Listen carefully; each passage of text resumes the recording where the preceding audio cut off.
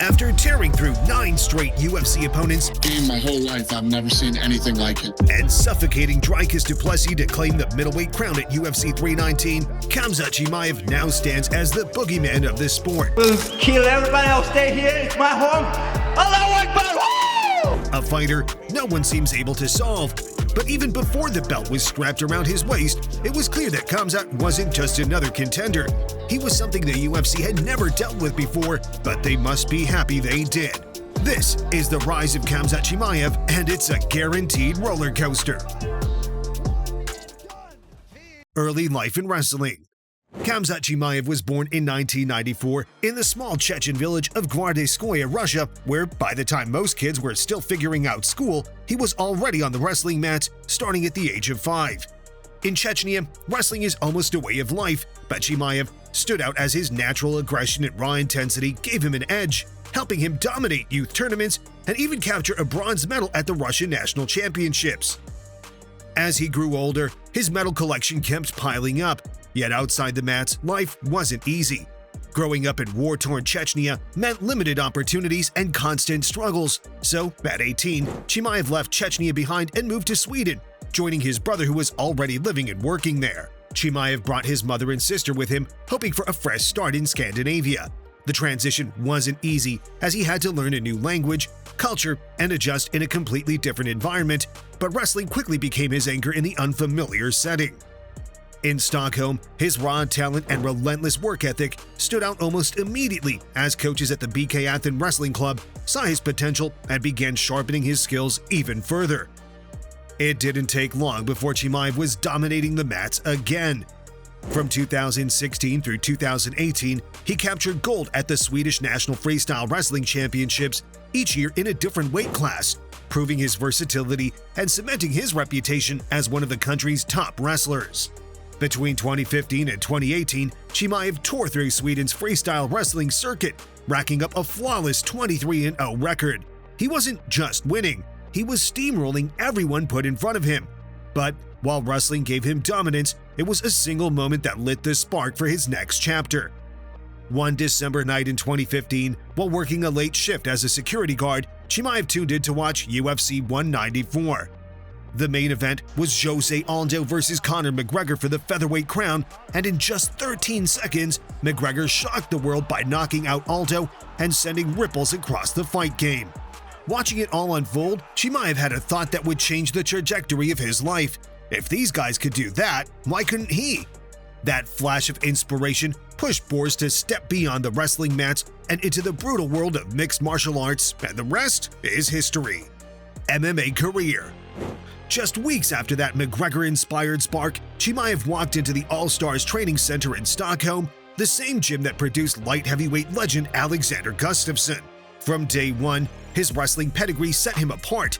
He was bigger, stronger, and far more relentless than most amateurs. Within no time, Boris tested himself in the cage, taking on 3 amateur fights, and each one was a one-sided beatdown that made it obvious he was operating on a different level. 8 months after his last amateur outing, Chimaev was ready for the big leap. In May 2018, he made his professional debut at International Ring Fight Arena 14, stepping in against guard Ola Sagan.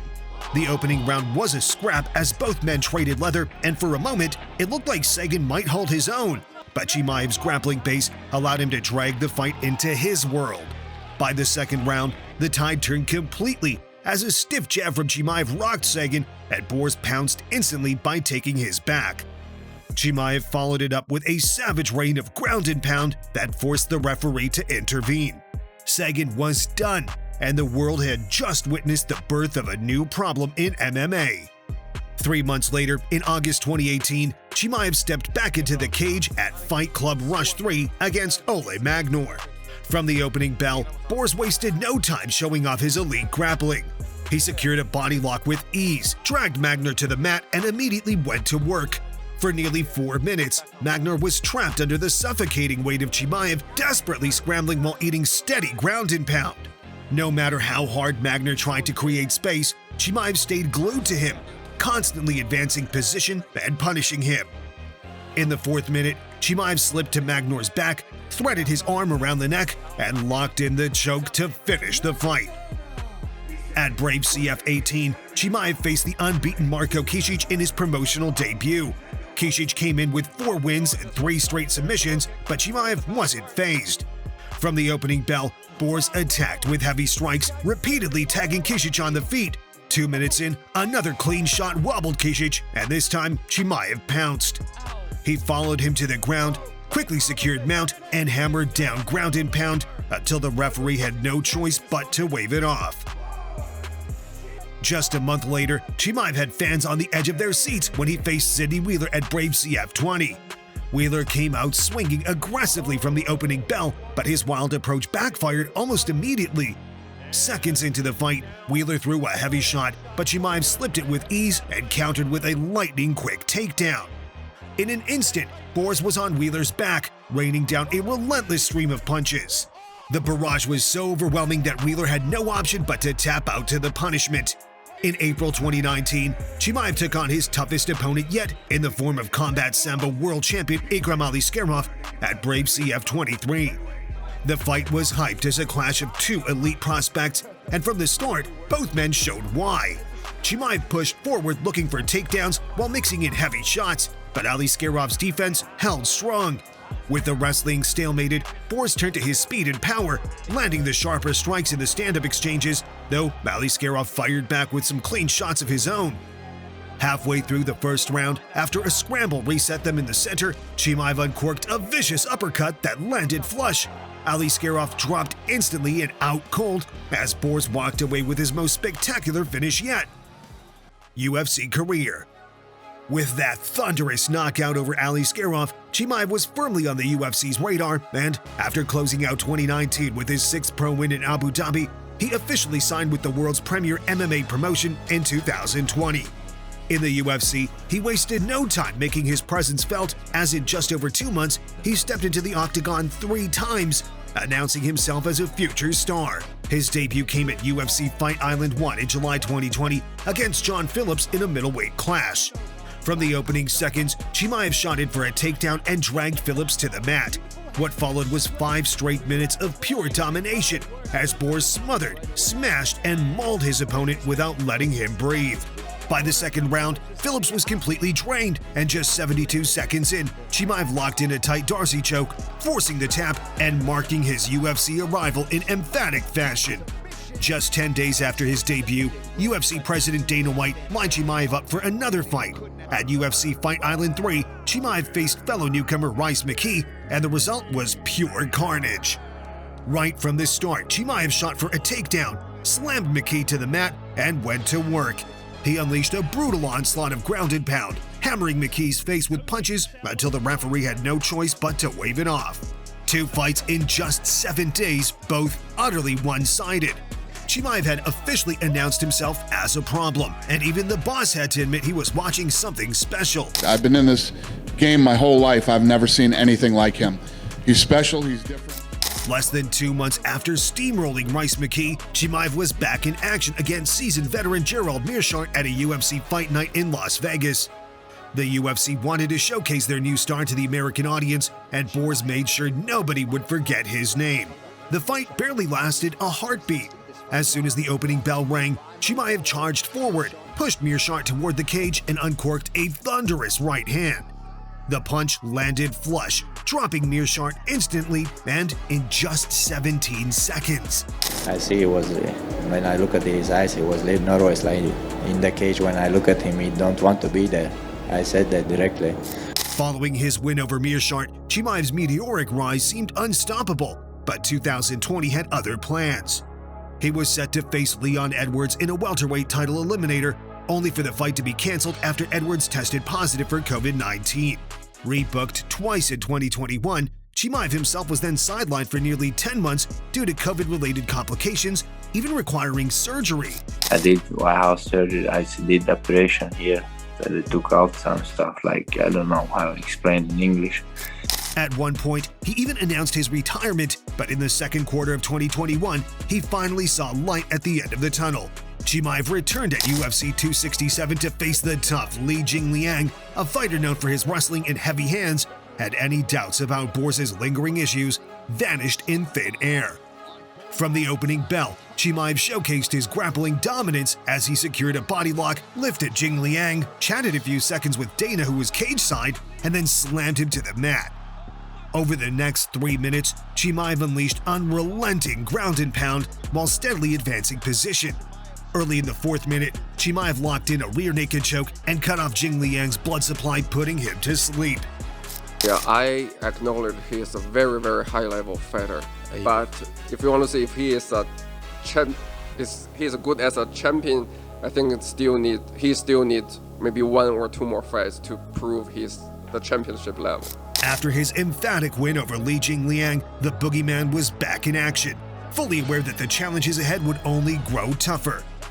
6 months later, at UFC 273, Chimaev faced top welterweight contender Gilbert Dorino Burns. The build-up had been intense, with press conferences giving fans a taste of the tension and rivalry between the two fighters.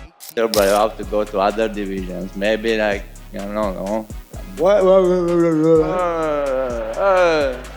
Can't understand.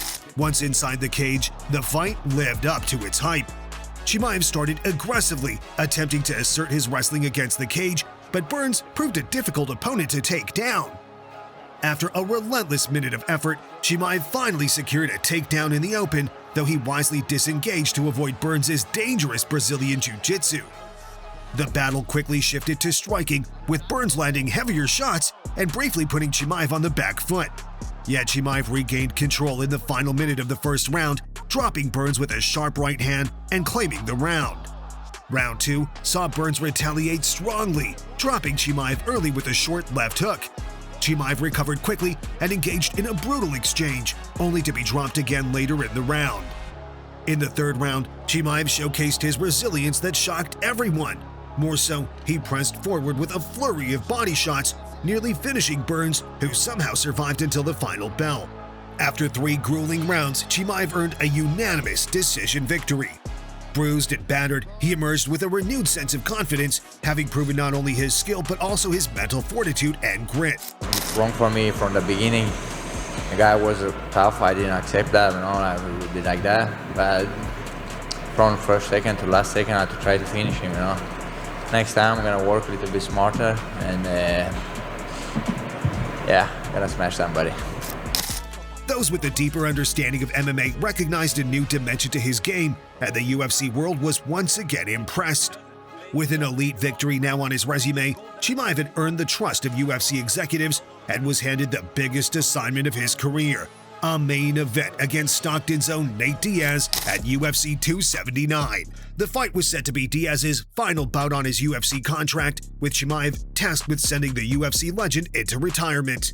However, things went sideways when Chimaev missed the welterweight limit by a staggering 7.5 pounds. As a result, he was pulled from the main event and bumped down to the co-main event, where he faced Kevin Holland instead.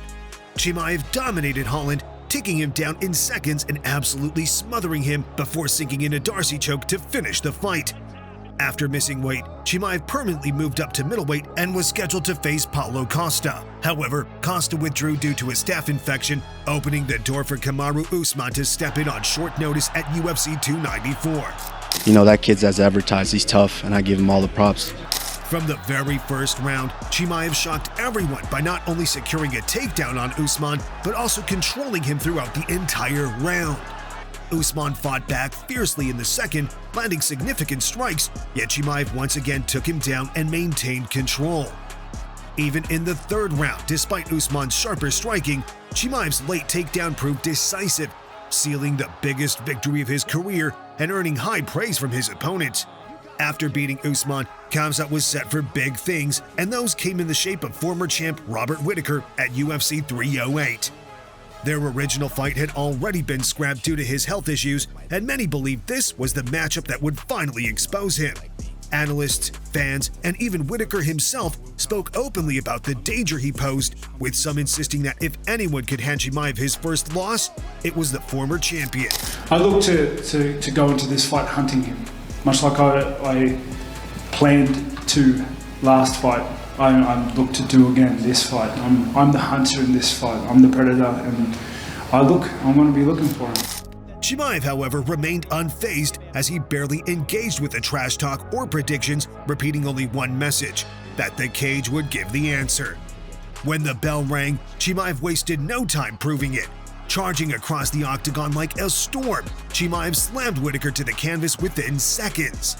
From there, he smothered him, secured his back, and unleashed a flurry of strikes before locking in a vicious choke across the jaw.